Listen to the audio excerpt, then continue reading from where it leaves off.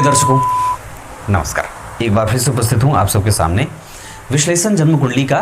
इस कार्यक्रम के अंतर्गत आप लोगों के सामने मैं जो कुंडलियां प्रस्तुत करता हूं, ये इनकी जो समस्याएं होती हैं वो कई बार हमारे और आपके जैसी ही होती हैं। इस वजह से इनका अध्ययन बड़ी बारीकी से करना होता है और बहुत ही महत्वपूर्ण भी हो जाता है। एक सामान्य व्यक्ति के जीवन में जो तरीके के प्रश्न बनते हैं, धन, मान, पद, प्रतिष्ठा, राजनीति, सामाजिक यश, दाम्पत्य, संतान आदि, धन धान्य वगैरह के जितने प्रश्न होते हैं, वो उनको कुंडली से कैसे समझाया जाए और उसको कैसे कुंडली से उसका उत्तर ढूंढा जाए। ये जो ग्रह होते हैं वो हमें हमारी जन्म स्थान से बहुत दूर जाकर के उपस्थित होते हैं और वहाँ से अपनी रोशनी से हमें प्रभावित करते हैं। तत्वों के रूप में वो हमारी कुंडली में विराजमान होते हैं। शुरू करते हैं आज का कार्यक्रम। कहीं नहीं जाना है, बिल्कुल बन के रहिएगा। कार्यक्रम के आरंभ में जो शाम का कार्यक्रम जाता है, जो मेरा प्राइम टाइम कार्यक्रम है, उसमें मैं शिव पुराण की बात करता हूँ और सुबह वाले कार्यक्रम में जो विश्लेषण का कार्यक्रम है, इसमें मनुस्मृति बताता हूँ।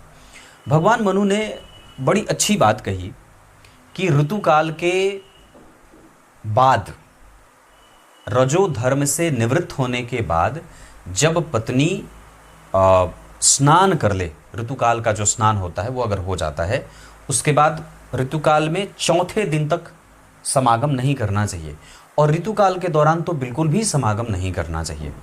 इसमें ग्रंथों में बड़ी बातें बताई गई हैं। तो शास्त्रकार कहते हैं, भगवान मनु कहते हैं कि ऋतुकाल से चौथे दिन के बाद 11वें दिन और 13वें दिन और चौथे दिन, चौथा, 11वां और 13वां दिन, 11वां दिन और 13वां दिन समागम नहीं करना चाहिए। बाकी चौथे दिन के बाद 6वां, 8वां दिन, 12वां दिन, 14वां दिन और 16वां दिन अगर ऋतुकाल के बाद आप समागम करते हैं तो श्रेष्ठ पुत्र संतान की प्राप्ति होती है। ऐसा मनुस्मृति में कहा गया है। आप अगर चाहें तो उठा करके पढ़ सकते हैं। मैं एक खंड में बहुत सारे छोटे छोटे बिंदु पे बात करता हूँ। ये आज मनुस्मृति की बात में ये बात बताई गई। अब आइए आपको मैं विश्लेषण पे लेके आता हूँ। सबसे पहले बात करेंगे इनकी कुंडली में पंचांग। इनका जन्म उत्तरायण में होता है क्योंकि सूर्य किस राशि में है? कुंभ राशि में। तो मिथुन के बाद सूर्य जो है वो मिथुन, कर्क, सिंह, कन्या, तुला, वृश्चिक, धनु, मकर, कुंभ। आप जब संहिता पढ़ेंगे तो उसमें ग्रहों का विशेषतया अयन पे चर्चा किया गया है। गोल, उत्तरी गोल और दक्षिणी गोल, दक्षिण अयन और उत्तर अयन। तो इसमें मेष, वृष, मिथुन, कर्क, सिंह, कन्या, ये 6 राशियां जब होती हैं तो सूर्य उत्तरी गोल में होते हैं। और कन्या राशि के बाद, कन्या के बाद तुला, वृश्चिक, धनु, मकर, कुंभ और मीन। इसमें जब इतनी राशियों में होते हैं तो ये दक्षिणी गोल में होते हैं, है ना। लेकिन अब इसमें भी बहुत सारी चीज़, अब वहाँ बताऊंगा तो फिर गड़बड़ हो जाएगा, फिर मैं विषयांतर हो जाऊंगा। मुझे तो लोग वैसे भी कहते हैं कि आप विषय पे कम बात करते हैं, पर मैं विषय से अलग नहीं बताता। हाँ, कुछ ज़्यादा बताने के चक्कर में विषयांतर जरूर हो जाता हूँ, ये मुझे बहुत अच्छे से पता है, अब इस पर नहीं जाऊँगा। कृष्ण पक्ष के द्वादशी तिथि के चंद्रमा हैं और कृष्ण पक्ष के द्वादशी तिथि के जो चंद्रमा होते हैं वो पापक ग्रह में आ जाते हैं। शुक्र, बुध, चंद्रमा और गुरु ये शुभ ग्रह होते हैं। और शुभ ग्रह में जब इनमें से भी जो 2 ग्रह हैं, बुध और चंद्रमा, ये जब पापक ग्रह के साथ बैठते हैं तो पापक हो जाते हैं, मतलब पापक प्रभाव देने लगते हैं। और चंद्रमा भी काफ़ी संवेदनशील ग्रह होते हैं। यहाँ ये भी अगर पक्ष के बल से कमज़ोर हुए, जैसे यहाँ पे कृष्ण पक्ष के द्वादशी तिथि के चंद्रमा है जो पक्ष के बल से कमज़ोर हैं, तो चंद्रमा के पक्ष बल से कमज़ोर होने के कारण व्यक्ति का धन और व्यक्ति का मन और व्यक्ति का स्वास्थ्य और व्यक्ति का व्यवहार एक जैसा नहीं रहता। और गौर करिए तो इनकी कुंडली बनी है तुला लग्न की। तुला लग्न की कुंडली के लिए पंचम में शनि स्वग्रही होकर के मंगल और सूर्य के साथ बैठे हैं। जहां सूर्य और शनि जब एक साथ बैठते हैं तो शनि का बल स्वतः बढ़ जाता है। शनि का बल स्वतः बढ़ जाता है। इसका अर्थ है कि यहाँ पे शनि बलवान हैं। इस कारण से कि चूंकि शनि व्यवहार में बलवान हो रहे हैं, भाव के आधार पे, राशि के आधार पे, इस कारण से व्यक्ति जो है वो काफ़ी संवेदनशील होता है और बहुत जल्दी जल्दी अपनी मति बुद्धि बदलने वाला होता है। इतना ही नहीं, तुला लग्न की कुंडली के लिए जो अगर मारक ग्रह की चर्चा होगी तो यहाँ प्रधान मारक के रूप में कई बार ग्रंथों ने गुरु को बताया है, दूसरे मारक ग्रह के रूप में यहाँ पे सूर्य की भी चर्चा की जाती है, और अंतिम मारक ग्रह के रूप में मंगल को बताया गया है। वहीं कुछ शास्त्रकार प्रधान मारक के रूप में मंगल को कहते हैं, दूसरे नंबर पे देवगुरु बृहस्पति को, और तीसरे नंबर पे सूर्यदेव को कहते हैं। अब जब मंगल के साथ आप जब गौर करें तो मंगल के साथ कौन बैठे हैं? सूर्य बैठे हैं। मंगल और सूर्य की युति अच्छी है, मंगल और शनि की युति ये भी अच्छी है। मतलब ये जो पंचम भाव में ग्रह बैठे हैं ये सामान्यतया ठीक हैं, पर वहाँ पे किसी भी शुभ ग्रह की कोई दृष्टि नहीं है। इस कारण से पंचम भाव मतलब मेहनत करने के बाद जो परिणाम मिलता है वो थोड़ा कम सा हो जाता है। या ये कह सकते हैं कि व्यक्ति को अपने रिकॉग्निशन तक और अपने लक्ष्य तक पहुंचने के लिए मेहनत भी ज़्यादा करनी पड़ती है ना। जन्म कुंडली में ये जो युतियां बनी हैं गुरु और चंद्रमा की, तो गुरु तो तृतीय भाव के अधिपति हैं और चंद्रमा है दशम भाव के अधिपति, तो तृतीयेश के साथ रोगेश का या दशमेश के साथ रोगेश की जब युति बनेगी तो व्यक्ति के मन और व्यक्ति के धन में अटकने का योग लग जाता है। उसका मन कई बार एक चीज से आगे बढ़ ही नहीं पाता है, उसके जीवन में शुरुआत कहाँ से करूं इस बात को वो समझ ही नहीं पाता है, और इस चीज का पता लगाने के लिए उसको कई बार दूसरों से परामर्श लेना पड़ता है, दूसरों के पास जाकर के दूसरों के जीवन में झांकने की आवश्यकता पड़ती है। कई बार उसके स्वयं की बुद्धि ये निर्णय नहीं ले पाती है कि मुझे एक्चुअली क्या करना है। नवम भाव के अधिपति का चतुर्थ भाव में बैठना और चतुर्थ भाव में बुध का, वस्तुतः यहाँ व्यक्ति दूसरों को तो अच्छी सलाह देता है, पर जब वही सलाह अपने लिए लेने लगता है या वही काम अपने लिए करने लगता है तो वहाँ पे भेद पैदा हो जाता है। यहाँ माता के इर्द गिर्द रहना, मातृभूमि के इर्द गिर्द रहना, पिता के इर्द गिर्द रहना, पिता के भूमि के आसपास रहना, पिता के ऊपर कई बार बहुत लंबे समय तक आश्रित रहना, इस तरीके का गुण दोष यहाँ बुध चतुर्थ भाव में पैदा करते हैं। कुछ ग्रह ऐसे होते हैं जिनका वहां बैठना ही बलवान हो जाता है, जैसे सूर्य, गुरु, शुक्र और बुध का लग्न में बैठना बलवान होता है, शुक्र और चंद्रमा का चतुर्थ में बैठना बलवान होता है, सूर्य, मंगल और शनि का दशम में बैठना बली हो जाता है, सप्तम स्थान में शनि का बैठना बलवान बना देता है। पर परेशानी यह है कि जितने बलवान सूर्य यहां होते हैं उतने बली यहां नहीं होते, और जितने बली मंगल यहाँ होते हैं उतने बली मंगल यहाँ नहीं होते, मतलब चतुर्थ स्थान में। इस कारण से कई बार व्यक्ति के जीवन में निर्णय लेने में गड़बड़ी पैदा होती है, निद्रा में परेशानी होती है, श्वसन तंत्र, मेरुदंड, स्पाइनल कॉर्ड और पूरा जो आपका एक इकोसिस्टम होता है शरीर का, मैसेज फॉरवर्ड करने का, व्यक्ति का कम्युनिकेशन, उसकी वाणी और उसका प्रभाव करने का बल। कम्युनिकेशन बहुत अच्छा है, बोलता बड़ा गंभीर है और बहुत ही गंभीर है, किसी को गलत और गंदी सलाह नहीं देगा। पर परेशानी ये हो जाती है कि जब वो अपनी बात रखने लगता है तो उसमें प्रायः एक अलग तरीके का अल्हड़पन दिख जाता है, या प्रोफेशनलिज्म उसमें नहीं दिखता, या कम्युनिकेशन गैप करता है, या ये कह सकते हैं कि उसमें वो क्षेत्रीयता झलकने लगती है, जिसके कारण सामने वाला आपको अप्रोच नहीं करता है। अब आगे बढ़ के आपसे मैं और भी चीज़ें बताता हूँ। इनकी कुंडली में जो नक्षत्र है वो पूर्वाषाढ़ा का है, वज्र योग और कौलवकरण है, व्यक्ति वज्र की भांति होता है, और उसमें एक बड़ी अद्भुत बात ये होती है कि वो अपने जीवन के तमाम विपरीत परिस्थितियों के प्रति एक अनुभवी जो है वो दृष्टिकोण रखता है, उच्च के शुक्र के कारण। वहाँ केतु बैठे हैं, इस वजह से व्यक्ति को उसके जीवन की जो कंपटीशन की स्थिति बनती है वहाँ वो कई बार उसको बहुत गंभीरता से नहीं समझ पाता है, या कई बार उसके पास अंदर अनुभव पड़ा हुआ है पर जब उसको इम्प्लीमेंट करना होगा तो वहाँ गड़बड़ी हो जाती है। इनका जन्म हुआ जिस नक्षत्र में पूर्वाषाढ़ा, आप ज़रा गौर से समझिएगा, ये वस्तुतः इसके देवता जो हैं वो वरुण हैं, वरुण देव हैं। और ओम अद्भ्यो, ओम अ द में हलंत, आधा द है, भ आधा और यो, ओम अद्भ्यो नमः, इस मंत्र का जप कम से कम करना चाहिए। और पूर्वाषाढ़ा नक्षत्र के जो लोग होते हैं उनको कम से कम घर को सुगंधित पुष्प से और इत्र से सुशोभित रखना चाहिए, सुगंधित रखना चाहिए। मीठा अन्न, बर्फी, पेड़ा आदि ब्राह्मण को स्वतः दान देते रहना चाहिए। कपास की जड़ अगर मिल जाए कहीं से तो कपास की जड़ की विधिवत पूजा करके जो मैंने मंत्र बताया, ओम अद्भ्यो नमः, इस मंत्र का कम से कम 8,000 या 7,000 बार स्वयं से जप करके उसको ताबीज में भर के अपने गले में रविवार को बांधना चाहिए, कपास की जड़ को 3 गुना करके, तेहरा करके। साथ ही साथ इस कुंडली में मददगार लोगों की आवश्यकता निश्चित रूप से है। आप मददगार जो भी दिखे उसकी सेवा करिए। और आपकी कुंडली में आपका जो पंचांग बना है उसमें क्षत्रिय वर्ण और मनुष्य गण के होने के कारण व्यक्ति में कहीं ना कहीं थोड़ी सी खूंखार होने की स्थिति, निर्दयता, कठोरता, जिद्दीपन और हठी हो जाता है। स्वभावगत वो थोड़ा ईर्ष्यालु भी हो जाता है। मतलब उसके पास अब मनुष्य के सारे गुण हैं, ईर्ष्या है, द्वेष है, छल है, कपट है, मोह है, मात्सर्य है, प्रमाद है, आलस्य है, कुंठा है ना। ये सारी चीज़ें उसके जो है वो दिमाग में चल रही हैं। मतलब वो 16 कला से संपन्न है। जहाँ झूठ बोलना होगा वहाँ झूठ भी बोलेगा, जहाँ सत्य बोलना है वहाँ सत्य भी बोलेगा, लेकिन बैलेंस करके बोलेगा।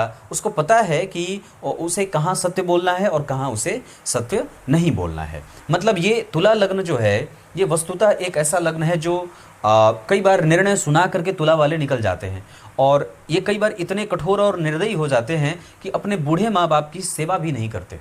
हालांकि ये जो कुंडली बनी है यहाँ पे नवम भाव के अधिपति चतुर्थ भाव में बैठे हैं।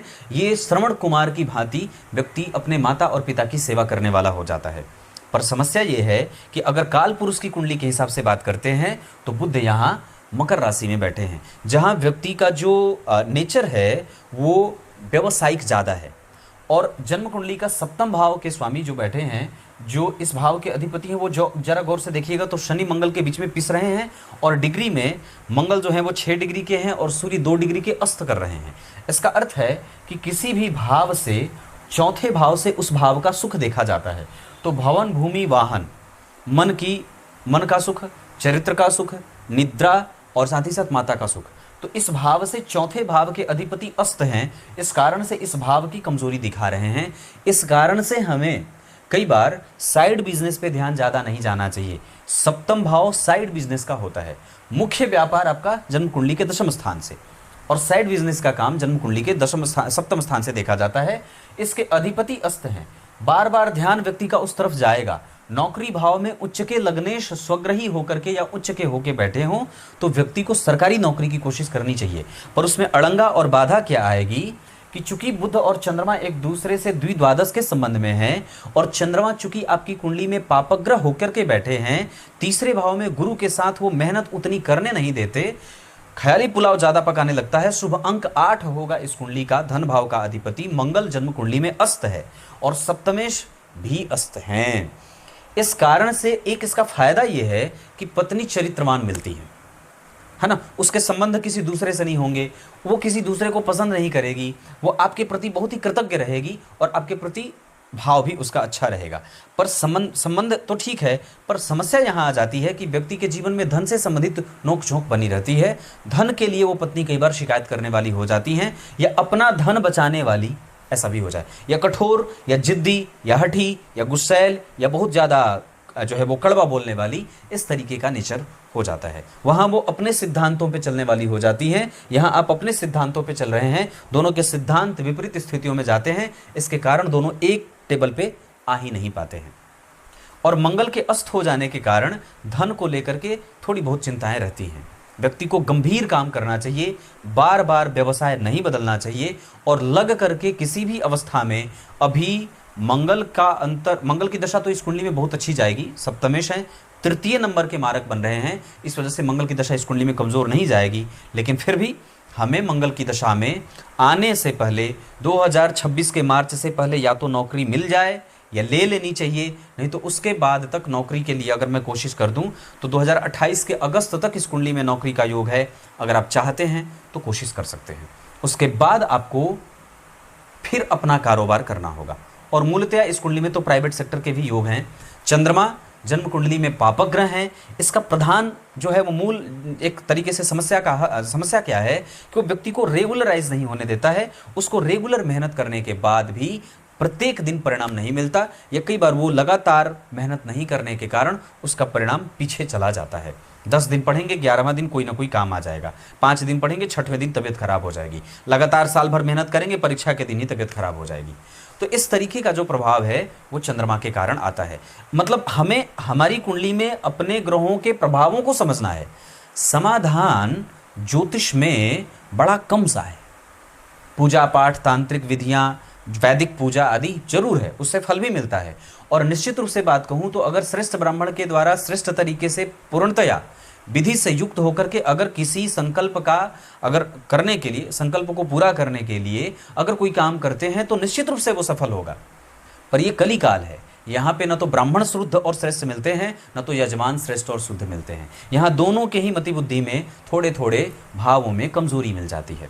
इस कारण से भी कई बार हमारे पूर्वज, हमारे जो देवता हैं, हमारे जो पितर हैं, वो नाराज से बने रहते हैं। इस वजह से हमें प्रत्येक दिन स्वयं को ही अपनी गतिविधि को प्रत्येक दिन ठीक करना है। वो ठीक कैसे होगा? समय पे जागना, घर की सफाई, शरीर की सफाई, माता पिता की सेवा, उनकी आज्ञा का पालन, मंदिर का दर्शन, धर्म ग्रंथों के अध्ययन से दिन की शुरुआत, कार्य क्षेत्र में बिल्कुल ही कोई नफा नुकसान न हो और बिल्कुल स्पष्ट वक्ता होकर के अपने कार्य क्षेत्र में उतरिए। शाम को आने के दौरान भी अपने मंदिर का दर्शन करिए। घर पे आने के साथ अपने काम को घर से बाहर छोड़ के घर में प्रवेश करिए।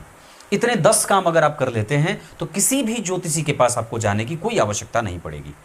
इस कुंडली में तुला लग्न की कुंडली के लिए सूर्य, मंगल और शनि का एक साथ बैठना थोड़ी कठोरता भी दे रहा है मंगल के अस्त होने के कारण। पहले कोशिश करिए कि नौकरी मिल जाए, क्योंकि उसका योग है। मेहनत आप शारीरिक रूप से उतनी नहीं कर रहे हैं जितनी करनी चाहिए, पर आपका मेहनत पराक्रम का परिणाम देगा। अस्त होंगे मंगल, इस कारण से कमज़ोर। यहाँ गुरु और चंद्रमा आपको भाग्यशाली जरूर बना रहे हैं। जो चाहते हैं वो अवश्य पूरा होगा, पर शनि की दृष्टि के कारण थोड़े विलंब से। चूंकि इस भाव पे सूर्य की भी दृष्टि है, मंगल भी देख रहे हैं, इस वजह से एक जगह से नहीं बहुत जगह से धन की प्राप्ति होगी। लग्नेश का 6वें भाव में जाना उच्च का होकर के नौकरी देता है।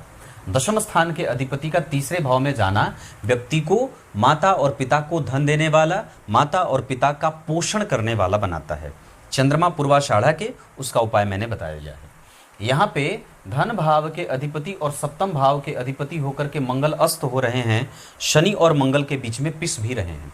इस कारण से इस कुंडली में मंगल की दशा में व्यक्ति का दाम्पत्य, दिनचर्या, धन से संबंधित चिंताएं, एक्सीडेंट, चोट चपेट की घटनाएं, पेट में दर्द, संतान से संबंधित समस्या, संतान को कष्ट आदि मंगल की दशा में होगा। इतना ही नहीं, उस दशा में दिमाग काम करना भी कई बार बंद कर देता है, समझ ही नहीं आता है कि क्या किया जाए। नौमांस कुंडली में यहाँ के जो पंचम भाव के अधिपति हैं वो यहाँ के लग्नेश बन रहे हैं और बन करके जा करके पंचम भाव में बैठ रहे हैं, मित्र की राशि में। जहाँ बैठे हैं इस भाव का अधिपति नीच का हो रहा है। इस कारण से हमें पत्नी के साथ प्रेम प्राप्त करने की पूरी जुगत लगानी होगी। इतना ही नहीं, गुरु का सप्तम भाव में राहु के साथ जाना कई बार दाम्पत्य में पूजा पाठ, धर्म, दान, मंदिर, बड़ों का सम्मान और स्वयं भी कई बार विवाह के बाद व्यक्ति पतन की तरफ जाने लगता है। धर्म के दृष्टिकोण से कह रहा हूँ, आर्थिक रूप से नहीं। मतलब पूजा पाठ बना रहे, उसको नीचे नहीं गिरने देना है। धर्म ग्रंथों का अध्ययन होता रहे, मंदिरों का दर्शन होता रहे, तीर्थ क्षेत्र में लोगों को लेके जाइए। याद रखिए, तीर्थ जब कभी भी जाएं तो कोशिश करें, हालांकि जाना तो अकेले है, चुपचाप उठे चल गए, लेकिन अगर पुण्य की प्राप्ति चाहते हैं तो कुछ लोगों को उनके खर्च का वहन करके, स्वयं के ऊपर उनके खर्च का वहन करके उनको तीर्थ का दर्शन कराइए। इसका भी बड़ा पुण्य फल मिलता है। तीर्थ में जाने के जितने भी नियम होते हैं उन सबका पालन करना चाहिए। ब्रह्मचर्य का व्रत धारण करना, उपवास करना, दान करना। तीर्थ में जाकर के तो निश्चित रूप से दान करना चाहिए। जितना ज़्यादा हो सके वहाँ पे शुद्धता और शालीनता का परिचय देना चाहिए, है ना। तो यहाँ पे गुरु राहु के कारण ये बात आ जाती है। शुक्र के साथ मंगल बैठे हैं। पत्नी कारोबार करने वाली आ सकती हैं और शौकीन भी आती हैं और उनकी कामेक्षा थोड़ी प्रबल भी होती है। विवाह का असली अर्थ विवाह करने के बाद काम की पूर्ति नहीं होता। विवाह का असली अर्थ विवाह होने के बाद काम के ऊपर विजय प्राप्त कर लेने का होता है। ये विवाह का लक्ष्य है। और दूसरा लक्ष्य ये है कि आप पहले अपने सबसे छोटे समाज को संतुलित करिए, विवाह को संतुलित करिए। यहाँ लोग पूरी दुनिया को संतुलित कर लेते हैं, पर घर में जो है वो कलह गीदड़ मचा हुआ है। क्यों? क्योंकि हमने अपने उस चश्मे को उतारा ही नहीं है कि वस्तुतः विवाह का असली अर्थ क्या है। विवाह का असली अर्थ कि सिर्फ आपको अकेले मोक्ष प्राप्त नहीं करना, उसको भी ले जाकर के साथ में सत्कर्म करते हुए उस जीवात्मा का भी मोक्ष में गति हो जाए, इसका ध्यान रखना चाहिए।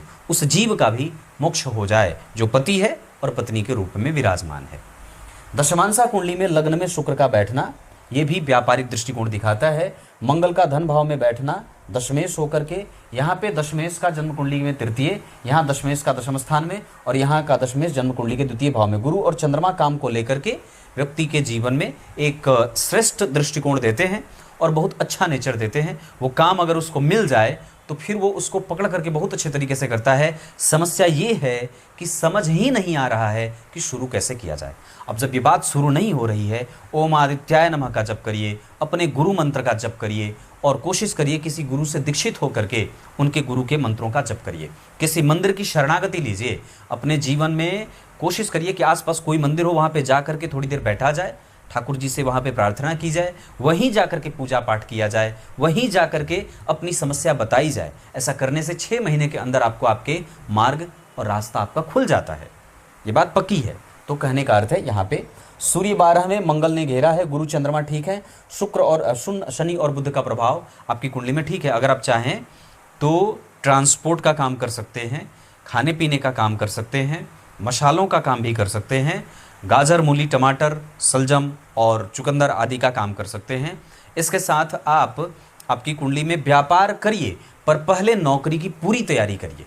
नौकरी नहीं होने पे स्वयं का रोजगार, और आपकी कुंडली में तीनों है, या तो नौकरी भी है सरकारी, हालांकि उसके लिए आपको रगड़ के मेहनत करनी होगी क्योंकि मंगल भी अस्त है और चंद्रमा भी इरेगुलर है, पर प्राइवेट नौकरी का योग बहुत अच्छा है, या फिर आप अपने स्वयं का काम, तीनों कर सकते हैं। जैसे मैंने कुंडली विश्लेषण के कार्यक्रम में कई बार कहा है कि सरकारी नौकरी ज़्यादा ठीक है, पर आपकी कुंडली में सरकारी नौकरी ज़्यादा ठीक है।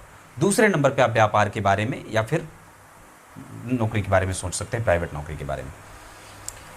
गुरु की दृष्टि जन्म कुंडली में सप्तम भाव पे बहुत अच्छी, नवम भाव पे बहुत अच्छी और एकादशवें भाव पे बहुत अच्छी है। जहाँ व्यक्ति को दाम्पत्य में कमजोरी से उनको राहत दिलाएंगे, वहीं भाग्य का बल मिलता रहेगा और व्यक्ति भाग्यशाली है।